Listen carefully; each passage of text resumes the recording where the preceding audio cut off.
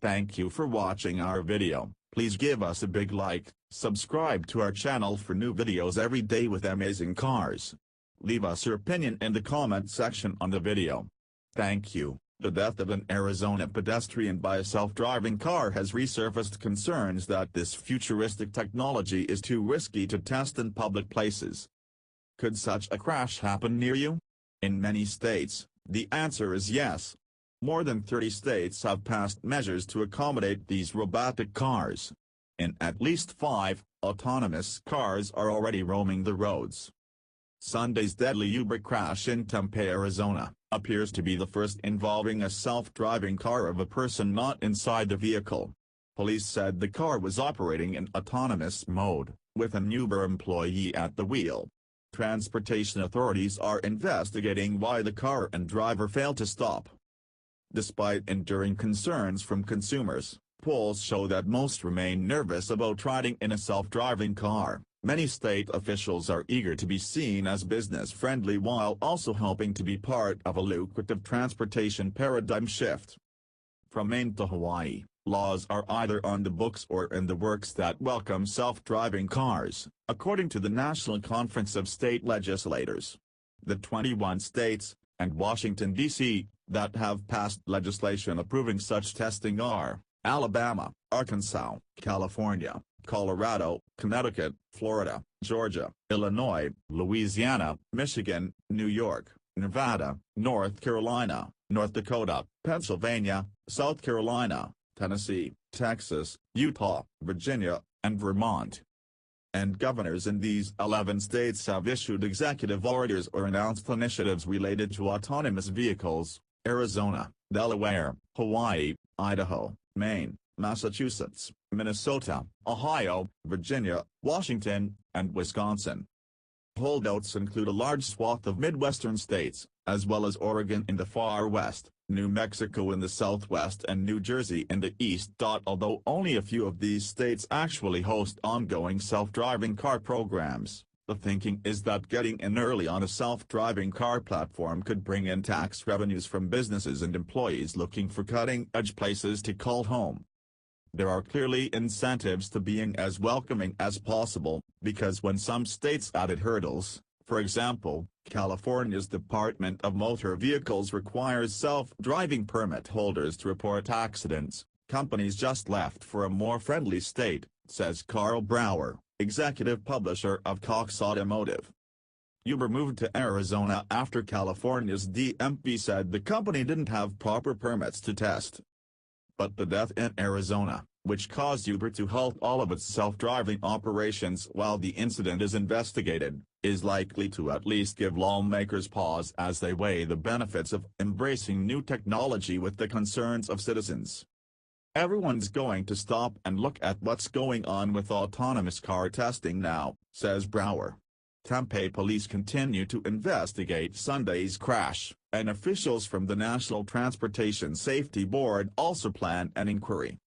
The Uber safety driver in the vehicle at the time of the crash, Rafaela Vasquez, 44, was not impaired during the incident, although she was hired by Uber with a criminal record. She did prison time connected to an armed robbery conviction. Vasquez's place at the wheel raises questions about Uber's employee vetting practices. The company ran afoul of Colorado lawmakers last year and was fined $8.9 million for having drivers on its platform that had felony convictions. The victim, Elaine Herzberg, 49, stepped into the street well away from a crosswalk as the Uber car approached in self-driving mode at around 40 miles per hour. The woman, who was homeless, died from her injuries at a hospital. Bruce Spelzowski, managing director of the University of Michigan's Transportation Research Institute, says he wouldn't be surprised if some states get nervous, because you certainly don't want citizens dying due to your decisions. One possible outcome: moves to test the cars in restricted areas. Michigan has 2 private facilities dedicated solely to testing self-driving cars and suggests that such a fenced-in approach could gain popularity with state officials if constituents get skittish about mingling with robot cars. Trust in this tech isn't that high still, said Belzowski. Proponents will point to self-driving cars' potential to help with alarming trends. Traffic deaths topped 40,000 in 2017, up 6% over 2015, according to the National Safety Council. And pedestrian deaths have shot up around 9% to 6,000 in each of the past 2 years, attributable in part to distracted driving and legal, in some states, marijuana use. In contrast, Google's self-driving program has been operating for 9 years and has logged 5 million testing miles with no fatalities. Most accidents reported have typically been fender benders caused by distracted human drivers. Uber cars have driven nearly 2 million miles in the past few years of testing. It's always horrible when a person dies, says Belzowski. But it's also important to keep things in perspective as this new technology is reviewed and tested. Gene Munster, analyst with Loop Ventures, released a note Tuesday tracking progress in self-driving tech that reflected on the Tempe accident. What's the right way to think about the risks of autonomy? Munster writes. Is the threshold for zero accidents, or is it an improvement relative to human drivers? In the end, we continue to believe humans should not drive, and that traffic and pedestrian fatalities will decline under autonomy. Arizona especially friendly to new tech.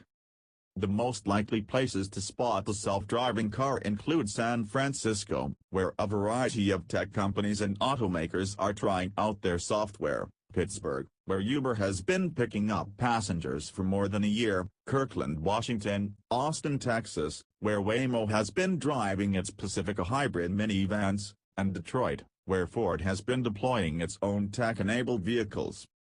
But Arizona has been especially accommodating to self-driving car operations.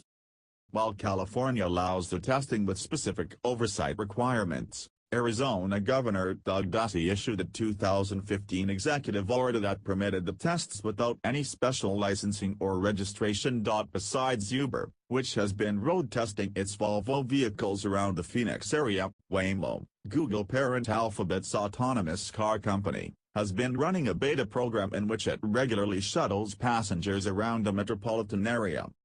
Waymo said that later this year it was planning to open the program up to the public, essentially marking the first official autonomous ride-hailing operation in the country.